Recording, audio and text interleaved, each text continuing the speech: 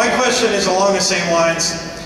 In a typical television series, you would obviously cheer for the success of the series, but I would think in a show like this, you would be also cheering for your own character, and again, the reference to not getting a script.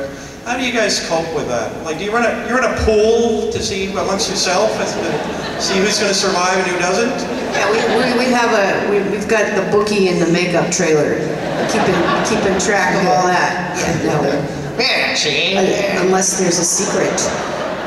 Wait, you guys, maybe there is like a secret pool. We don't have a pool. Yeah, I bet McBride's going next week. What do you think? Okay. 50 on that. No. It's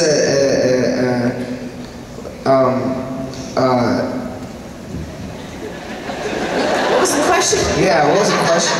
You just deal. The question was, there's obviously a bit of a dichotomy between the success of the series and then also cheering for your own personal survival, I guess. And how do you guys cope with that versus a television series that normally you would probably just cheer for the success of the series? If your character dying means developing the story, then it's horrible.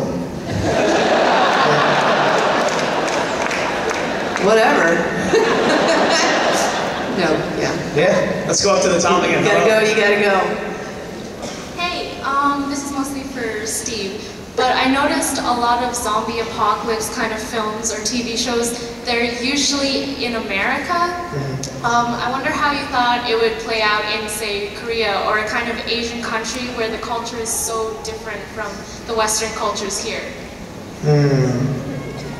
Maybe they would just completely embrace it and they'd just be a nation full of zombies and they'd be happy.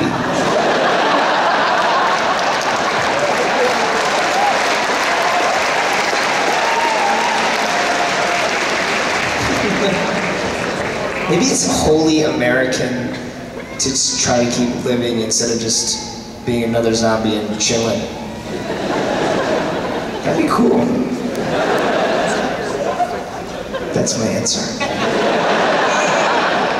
As the runaway success of the show, obviously I'm sure it's gratifying, but has it surprised you at all? Because I mean, it was for a little while the longest or the highest rated show on cable. Now it's that. It's also, you know, the season 3 finale was basically the highest rated show on all of television. So does that crossover and mainstream success, has it surprised you, especially given the dark and often graphic nature of it? Yeah, absolutely surprised. When we were first shooting, we've all said we knew we were working on something really special, but who knew? And for me as a viewer, when I watch television and I have like 500 channels of, you know, cable, and I'll find something that's interesting, I can't find it again because there's too many channels, you know? Or that History Channel is really hard to find. Well, there's how many History Channels are there? Yeah. And now there's like HBO 1, 2, 3, 4, yeah. and then History Channel, Investigative. I don't even, I'm so confused. So for, you know, when people keep tuning in and, you know, make it a point to, okay, this is the show I'm going to catch on AMC Sunday night. This is so awesome. And then it's just generated, it's amazing what's come of these first 6 episodes shot in Georgia, you know, who knew if there was gonna, it was 6 episodes, which was essentially a pilot. And that was just 3 years ago. And every week, AMC is breaking their own record. It's astounding, and it's incredibly surprising in that way. But thank you guys. Yeah, absolutely.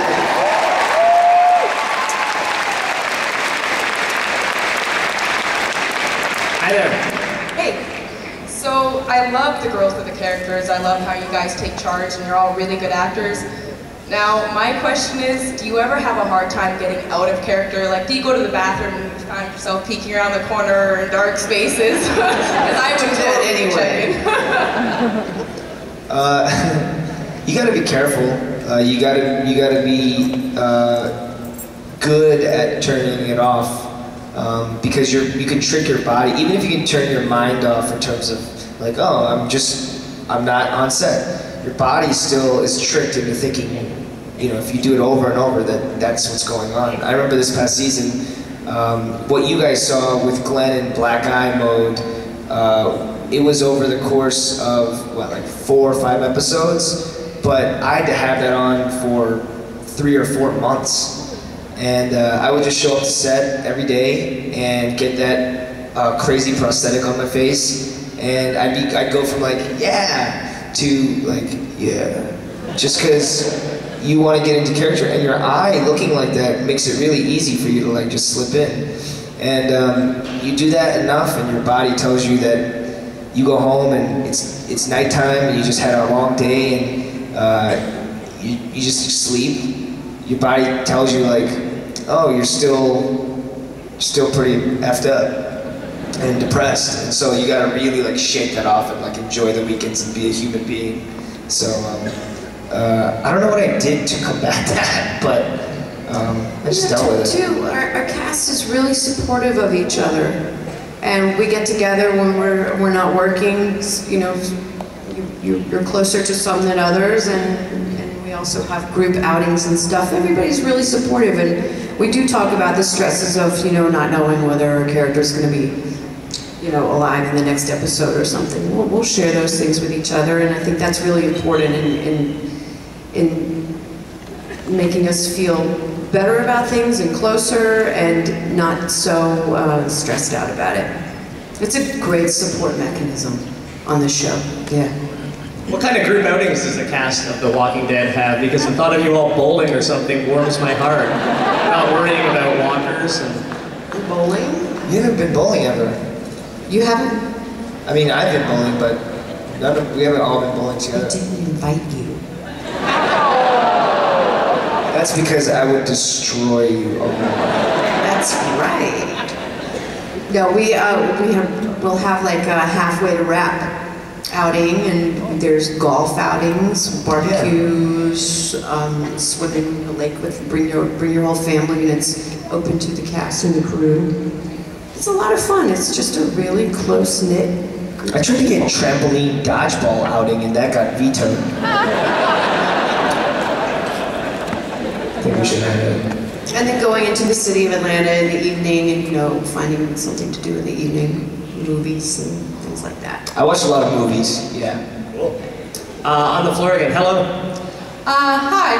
I was just wondering, with The Walking Dead, you have a lot of great zombies on there. Like, you got the kids, the creepy well zombie, and the tall, skinny ones. Which ones are the most terrifying for you guys, that you like wake up in the middle of the night and rather kill yourself than go back to that dream?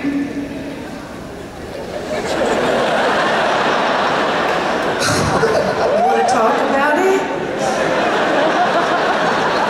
You okay?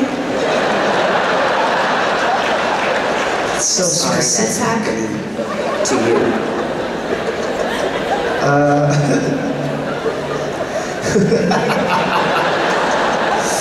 What zombies do you make you give nightmares? You wake up and you want to eat like a giant gallon of chocolate milk, and then you go back to sleep, and then you like bowl a whole frame, and then you wake up and you're like, oh man, I wish I didn't eat everything, and then you go back to sleep. That's really what you're saying, right? I don't know. You know what it is I'm not even afraid of those walkers anymore.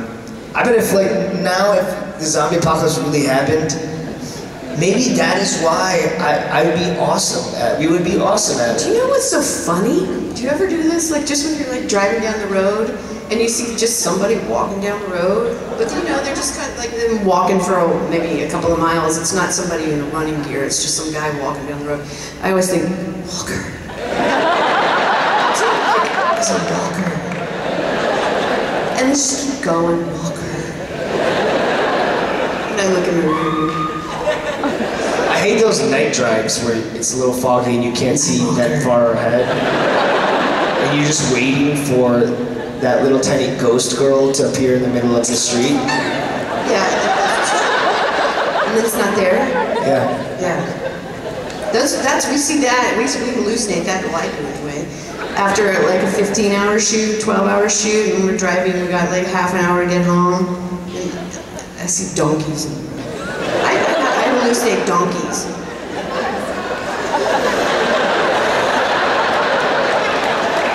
This is